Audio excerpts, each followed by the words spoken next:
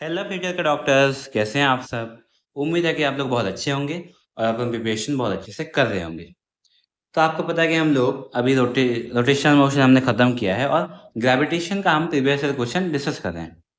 तो हमने already video में जो 2 वीडियो आया था पिछला पार्ट 1 और पार्ट 2 उसमें हम लोगों ने काफ़ी सारा क्वेश्चन डिस्कस कर लिया है और इस पार्ट 3 वीडियो में हम लोग 2011 से लेके 2016 तक 20 क्वेश्चन डिस्कस करने वाले हैं।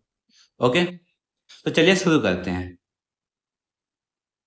यहाँ पे दिया हुआ है पहला क्वेश्चन कि आपका a planet moving along an elliptical orbit is closest to the sun at a distance of r1 and farthest away at a distance of r2. v1 and v2 are the linear velocities at these points. Then what is the value of v1 by v2? What is the ratio basically v1 by v2? तो यहाँ पे क्या बोला है कि elliptical orbit है, एक elliptical orbit दिया हुआ है यहाँ पे। मान लेते हैं एलिप्टिकल ऑर्बिट आपका ऐसा है। ओके, इस केस में क्या बोला है कि आपका एक सेंटर में है, एक फोकी में और फोकस में सन है। तो यहाँ पे एक प्लैनेट है जो कि शॉर्टेस्ट डिस्टेंस ये है और लॉन्गेस्ट डिस्टेंस ये है। तो शॉर्टेस्ट डिस्टेंस में क्या है कि ये डिस्टेंस जो दिया हुआ है वो दिया हुआ है आपका r1 और जो क्लोजेस्ट डिस्टेंस बोलते हैं इसको, और ये दिया हुआ है आपका r2। तो पूछा कि v1 बाय v2 क्या होगा। आपको पता है कि सर्कुलर इस केस में जो नेट टॉर्क 0 है, तो सर्कुलर मोशन इस केस में जो एंगुलर मोमेंटम होगा वो कंजर्व होगा।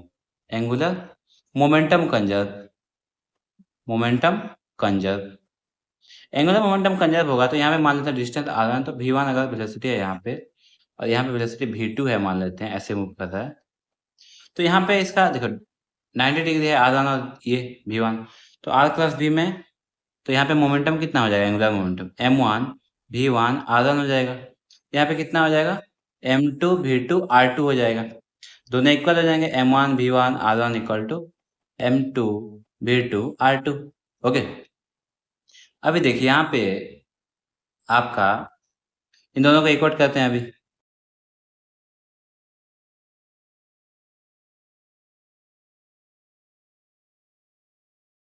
तो v1 by v2 will be equal to basically आपका हो जाएगा r2 बाय r1। सो यहाँ पे option D will be correct. Option D will be नहीं, r2 बाय r1 बोला ना, r1 बाय r2 दिया हुआ है, तो ऑप्शन बी जो है वो करेक्ट हो जाएगा। Option B will be correct. Next question, which of the following plots represents the variation of gravitational field on a particle with distance r due to a thin spherical shell of radius r, capital R, और small r जो है वो centre से कितना distance है spherical. तो यहाँ पे बोला क्या बोला, ग्रेविटेशनल फील्ड बोला है। ग्रेविटेशनल फील्ड हम सेल है, अगर सेल है, ग्रेविटेशनल फील्ड किसकी वजह से होता है, मास की वजह से।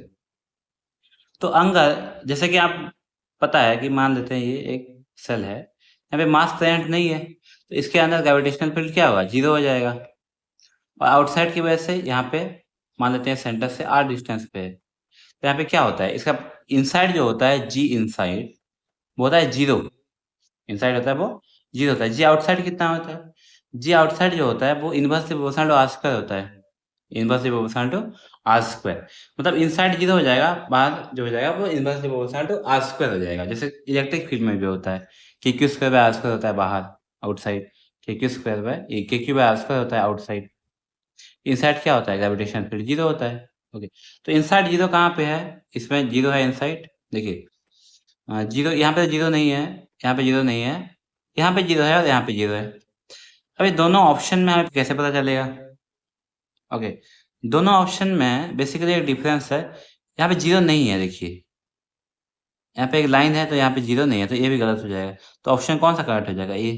यहाँ पे 0 है और यहाँ पे inverse proportional to r square है, so option C will be correct. Next question दिया गया है, if v is the escape velocity, v naught is orbital velocity of a satellite for the orbit close to the earth surface, then these are related by।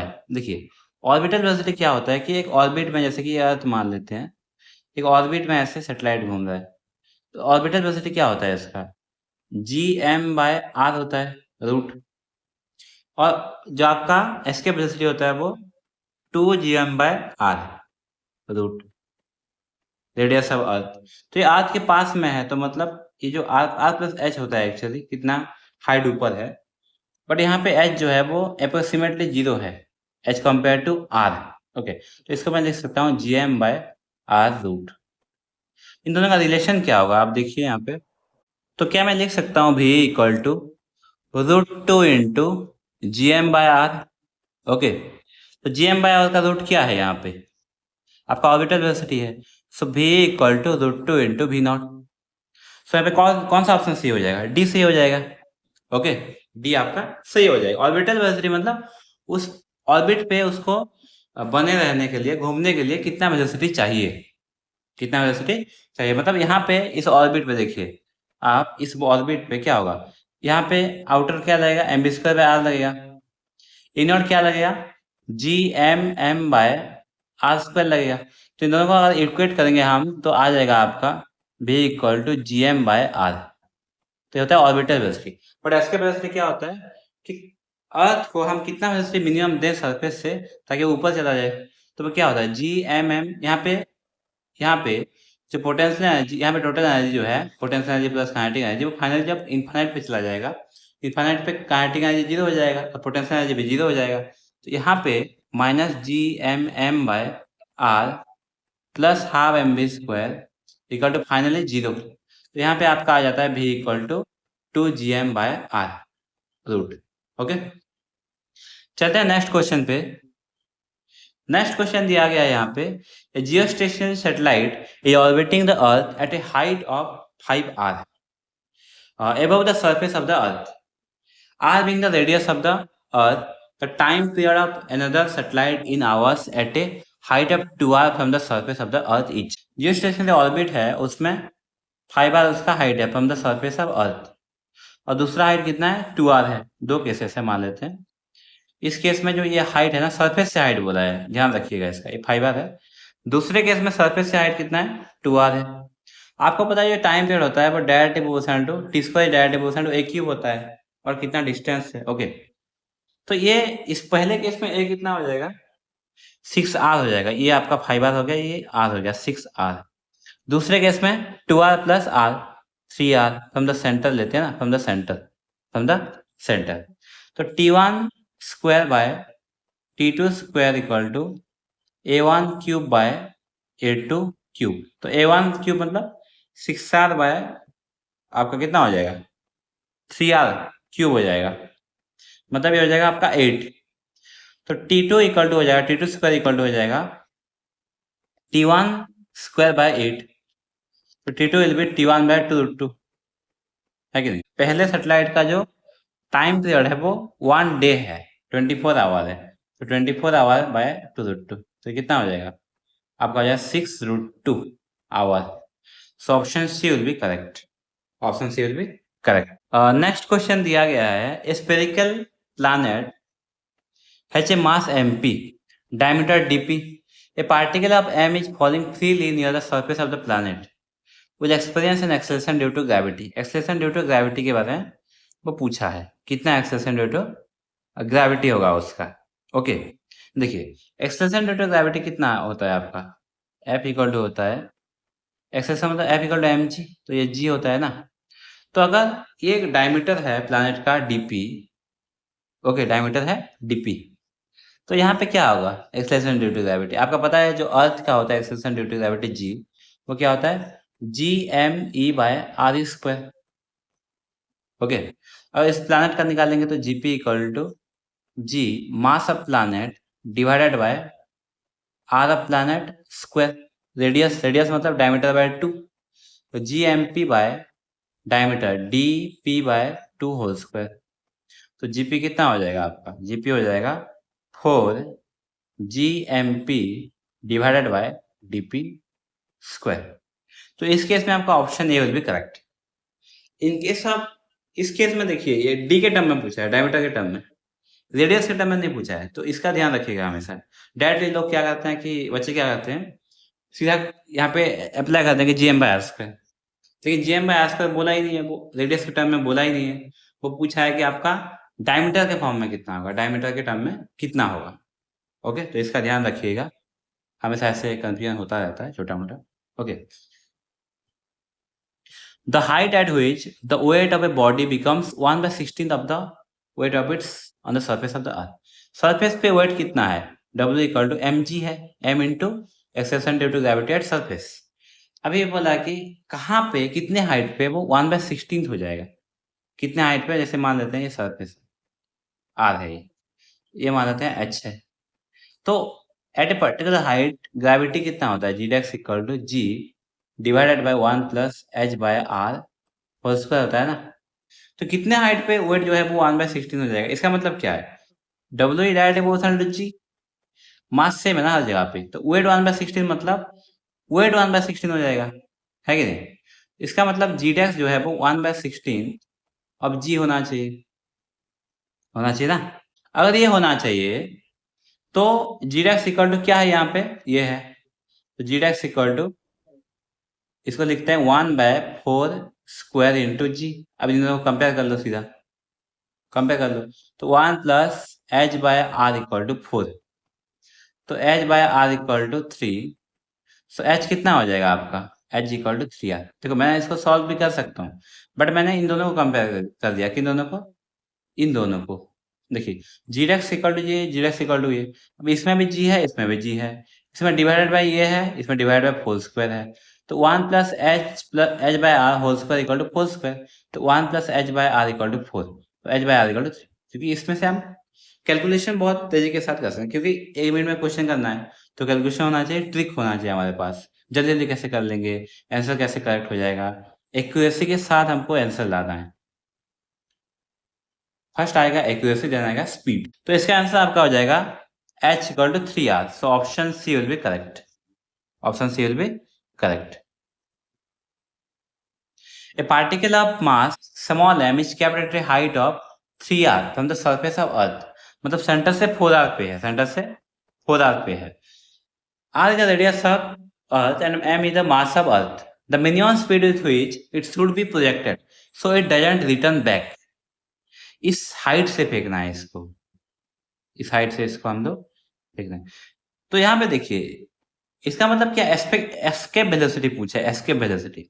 आपको पता है यहाँ पे जब हम सेंटर से उसको फेंकते हैं तो यहाँ पे क्या करते हैं, यहाँ पे टोटल एनर्जी जो है वो GMM by R plus half M B square equal to final energy जो है, फाइनली काइनेटिक एनर्जी जीरो हो जाएगा और पोटेंशियल एनर्जी भी जीरो हो जाएगा इनफाइनाइट डिस्टेंस पे। तो यहाँ पे आपका जो एस्केप वेलोसिटी आता है वो आता है GM by R basically root.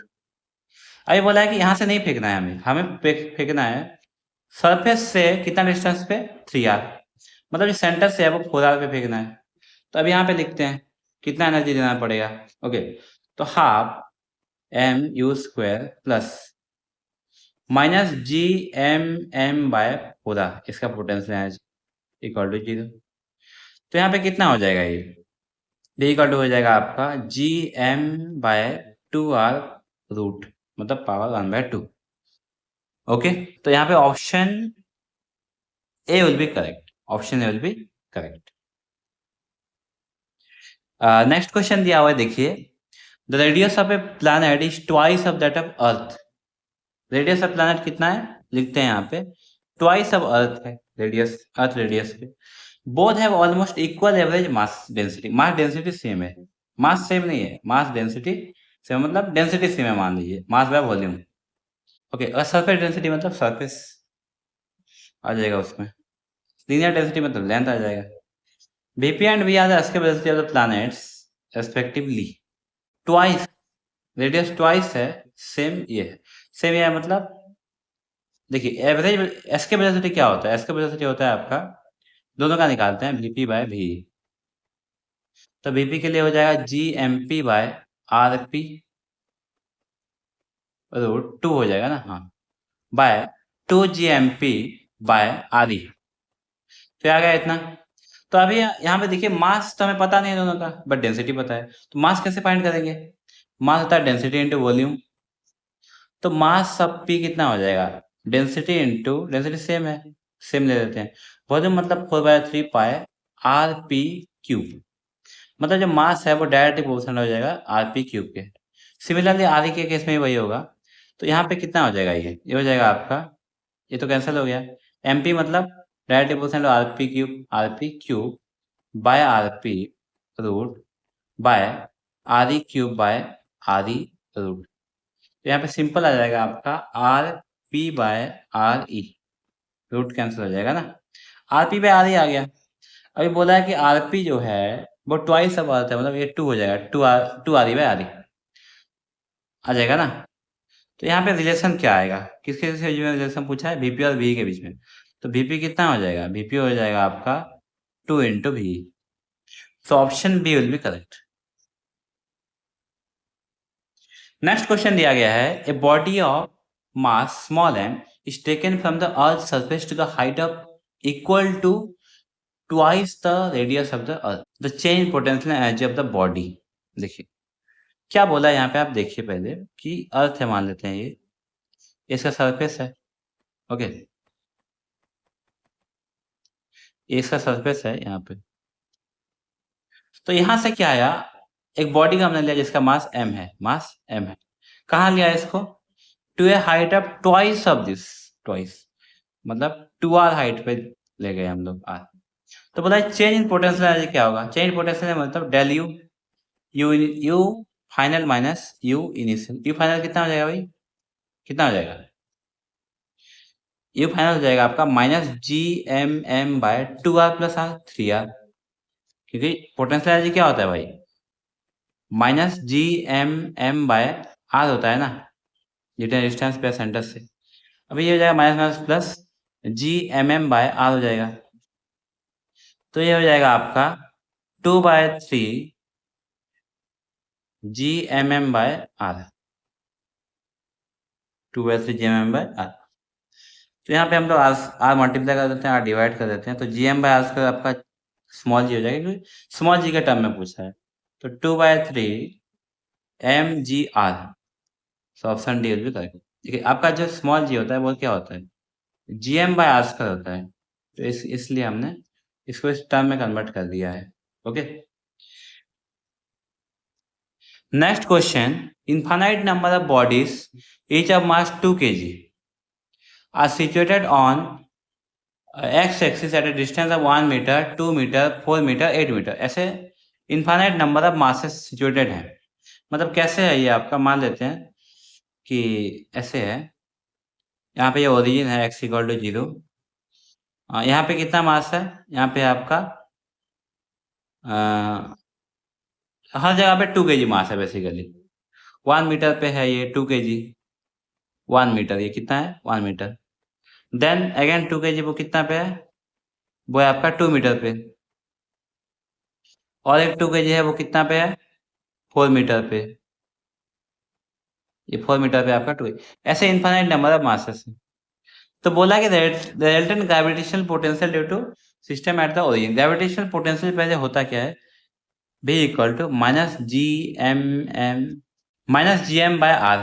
अभी ओरिजिन पे पूछा है, ओरिजिन में पूछा तो क्या होगा, इसकी वजह से ओरिजिन पे, इसकी वजह से ओरिजिन पे, इसकी वजह से ओरिजिन पे, फिर जिसकी वजह से हर जो मास है उसकी वजह से ओरिजिन पे हमें निकालना है। तो कितना आएगा ओरिजिन पे, ओरिजिन पे आपका आएगा total v equal to minus G M, mass कितना है 2 है, बाय आर, पहला आर कितना है 1, माइनस जी इंटू 2/2, माइनस जी इंटू 3/4, माइनस जी इंटू 2 बाय, ये 2 है,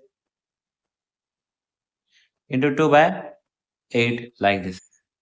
यहाँ पे हम लोग कॉमन ले सकते हैं -2g, यहाँ पे आपका आ जाएगा 1 plus 1/2 plus 1/4 plus 1/8 dot dot dot dot infinite तक जाएगा ये। अब तो ये इसका जो रिलेशन होता है, इसका जो समेशन होता है, एस एन इक्वल टू जो जीपी होता है a/1 minus R, infinite GP basically, infinite GP not S N, infinite GP. तो यहाँ पे हम इसको फॉर्मूला में पुट करते हैं -2g, ये मतलब इनिशियल टर्म 1 माइनस आर, मतलब कितना कितना बढ़ता गया 1/2, तो हो जाएगा -2g, और ये 1/2 मतलब 2, so -4g, okay. So option B will be correct.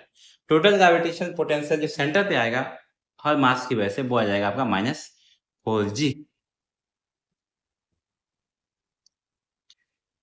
Next question दिया गया है आपका, ग्रेविटेशन बोला कि dependence of intensity of gravitational field of earth at distance r from the centre of the अर्थ। यहाँ पे डायरेक्शन के साथ पूछा है, ग्रेविटेशनल फील्ड इंटेंसिटी पूछा है r के साथ, डायरेक्शन के साथ पूछा है। ग्रेविटेशन फील्ड इंटेंसिटी कैसे होगा। ग्रेविटी जैसे देखिए, अगर मैं ग्रेविटी ऊपर जाऊंगा तो ग्रेविटी घटेगा।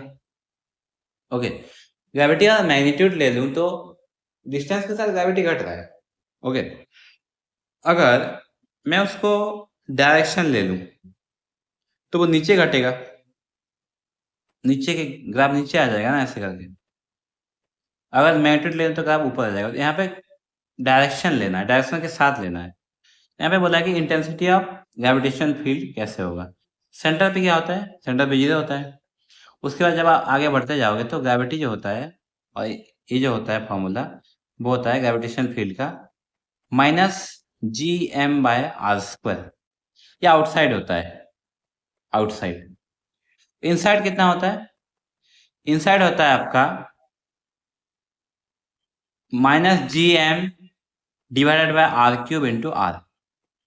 तो इनसाइड होता है डायरेक्टली प्रोपोर्शनल, आउटसाइड होता है इनवर्सली प्रोपोर्शनल स्क्वायर। ओके, इसका मतलब बट नेगेटिव होता है डायरेक्शन के साथ अगर लेंगे तो। यहाँ पे कहाँ पे इनसाइड डायरेक्टली प्रोपोर्शनल है, इनसाइड बट नेगेटिव है। यहाँ पे तो नहीं है, यहाँ पे भी नहीं है। नेगेटिव भी होना चाहिए, मतलब यहाँ पे नेगेटिव है देखिए, और इनवर्सली प्रोपोर्शनल है।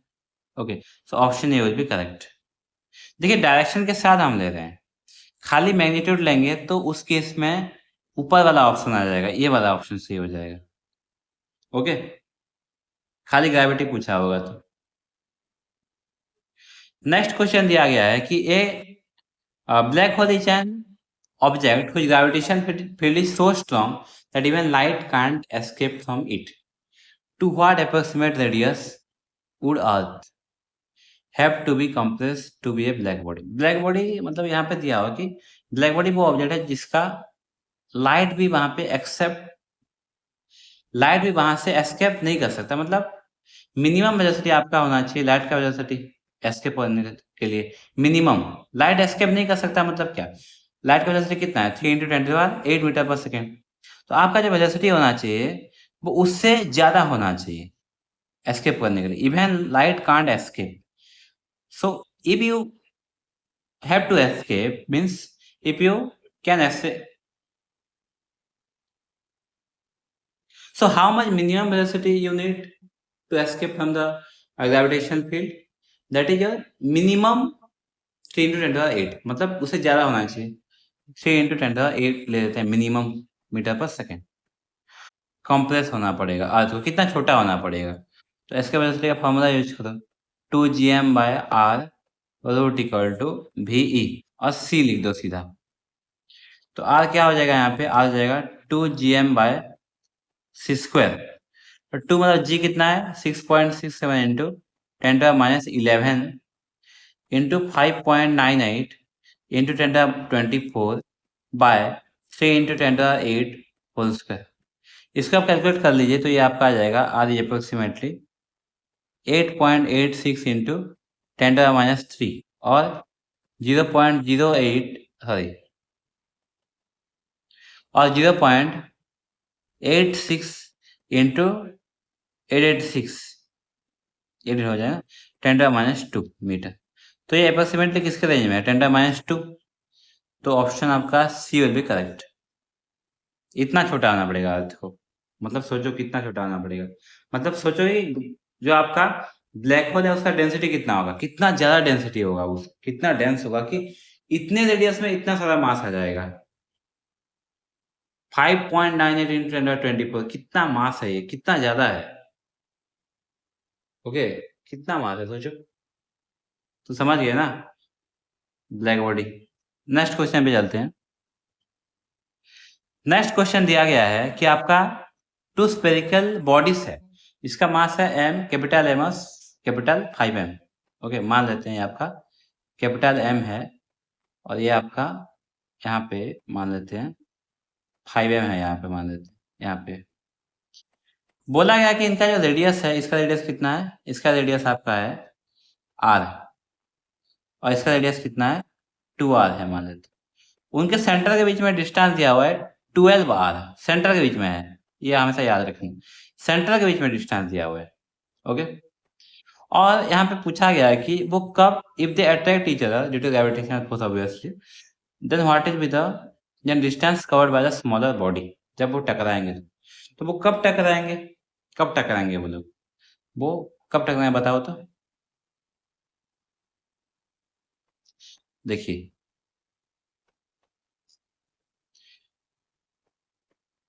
वो कब टकराएंगे ये हम देखते हैं।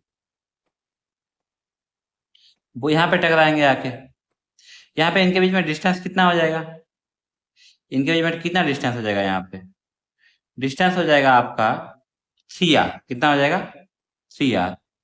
मतलब वो कहाँ से कहाँ तक जाएंगे, 12 आर से 3 आर तक, मतलब कितना डिस्टेंस कवर करेंगे 9 आर। यहाँ पे एक्सटर्नल फोर्स 0 है और इनिशियली वो सेंटर ऑफ मास रेस्ट पे है, क्योंकि दोनों रेस्ट पे थे। म्यूचुअली जब फोर्स लगा उनके भीतर उसकी वजह से वो लोग मूव कर रहे हैं, तो सेंटर ऑफ मास का जो इनिशियल वेलोसिटी था वो 0 था। मतलब हम लोग अप्लाई कर सकते हैं m1 x1 equal to m2 x2। मतलब मान लेते हैं कि जो m है वो x1 गया, जो ये है वो जो कैपिटल 5m है वो x2 गया। तो मान लेते हैं ये कितना गया m इंटू x1 मतलब x1 और m2 मतलब 5m। तो ये x2 कितना हो जाएगा 9r माइनस x1। किंतु मीट कब करेंगे, 9r के बाद करेंगे ना। तो अगर ये x1 जाएगा, देखिए ये अगर x1 जाएगा इधर तो ये जाएगा इधर कितना 9r माइनस x1। ओके, तो यहाँ पे पुट कर लीजिए इसको, x1 equal to 45 minus 5x1। तो x1 कितना हो जाएगा यहाँ पे 7.5 आर। तो हमें स्मॉलर बॉडी को जाना पड़ेगा 7.5 आर और बिगर बॉडी को कितना जाना पड़ेगा 9 आर माइनस 7.5 आर, मतलब 1.5 R. So option A will be correct. Next question दिया गया है यहाँ पे कि आपका कैप्लस थर्ड का दिया हुआ है कि स्टेट दैट, ये वो छोड़ो इसको, T square directly proportional to A cube होता है ना। तो टी स्क्वायर डायरेक्टली प्रोपोर्शनल यहाँ पे के आर क्यूब दिया हुआ है। तो पूछा गया कि F equal to G M M by R square. तो यहाँ पे बोला है कि रिलेशन बिटवीन जी एंड के पूछा गया है, रिलेशन बिटवीन जी एंड के। तो आपको पता है कि आपका जो जी एंड के की, तो आपका फॉर्मूला क्या होता है, T square equal to 4 pi square by G M into A cube होता है। और एक से इफ हम आर ले लेते हैं तो 4 pi square by G M into R cube होता है। तो इन दोनों को कंपेयर कर लो, किन दोनों को, के और ये इसको, दोनों सेम हो जाएगा ऑब्वियसली। तो के इक्वल टू कितना हो जाएगा 4 pi square by G M, 4 pi square by G M.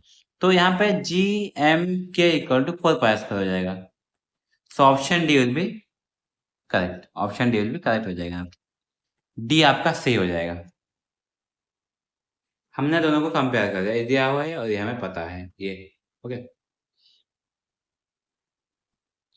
Next question 2015 का दिया हुआ है, बहुत अच्छा क्वेश्चन है, बहुत लंबा क्वेश्चन भी है। ओके, ठीक है कोई बात नहीं।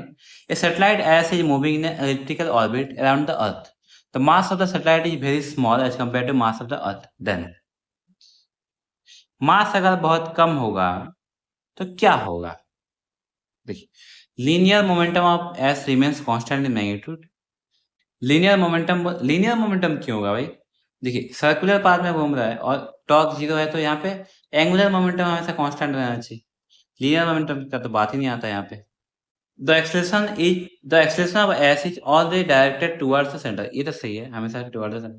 और दो बॉडीज ऐसे हैं कहीं पे भी हैं तो एक्सेलेरेशन हमेशा टुवर्ड्स द सेंटर होता है, क्योंकि ये आपका जो सेंट्रल फोर्स होता है, सेंट्रल फोर्स मतलब सेंटर की तरफ आपका फोर्स लगेगा और सेंटर की तरफ आपका एक्सेलेरेशन होगा। एक बॉडी अगर दूसरे बॉडी को अट्रैक्ट करेगा वो सेंटर की तरफ अट्रैक्ट करेगा। तो मान लो ये अर्थ है, यहाँ पे एक बॉडी है तो भी ऐसे अट्रैक्ट करेगा, यहाँ पे बॉडी है तो ऐसे, यहाँ पे बॉडी है तो ऐसे, सेंटर की तरफ, ये सही हो जाएगा। एंगुलर मोमेंटम ऑफ एस सही तो भी हो जाएगा, तो लेकिन हम लोग चेक कर देते हैं सी और डी को। The angular momentum of S about the centre of the earth changes in the direction, but नहीं, हमेशा एंगुलर मोमेंटम कांस्टेंट होगा, डायरेक्शन के साथ कांस्टेंट होगा, चेंज नहीं होगा डायरेक्शन। तो total mechanical energy of S very critically, अरे मैकेनिकल एनर्जी तो सेम होगा, एक भी वेरी होगा भाई, ये गलत है। तो option B will be correct. Next question, a remote sensing satellite of earth revolves in a circular orbit at a height of this height above the earth। देखिए ये मान लेते हैं अर्थ है, ये आर है मान लेते हैं, ओके, यहाँ से कितने हाइट पे है सैटेलाइट? h मान लेते हैं, h equal to 0.25 into 10⁶ metre. The radius दिया हुआ है, रेडियस कितना दिया हुआ है? r equal to radius of earth basically 10⁶ metre, g दिया हुआ है 9.8 मीटर पर सेकेंड स्क्वायर। ऑर्बिटल वेलोसिटी पूछा है। ऑर्बिटल वेलोसिटी का फॉर्मूला क्या होता है? gm/r। कितने हाइट पे है बेसिकली, कितने हाइट पे है। ओके, gm/r मतलब कितना, g कितना है 6.67 इंटू 10⁻⁻, कितना? तो यहाँ पे मास ऑफ अर्थ तो दिया नहीं है, मास ऑफ अर्थ नहीं दिया है, तो हम इसको ये वाला फॉर्मूला यूज डायरेक्ट नहीं कर सकते। तो हमें यहाँ पे क्या करना पड़ेगा, देखिए बताता हूँ।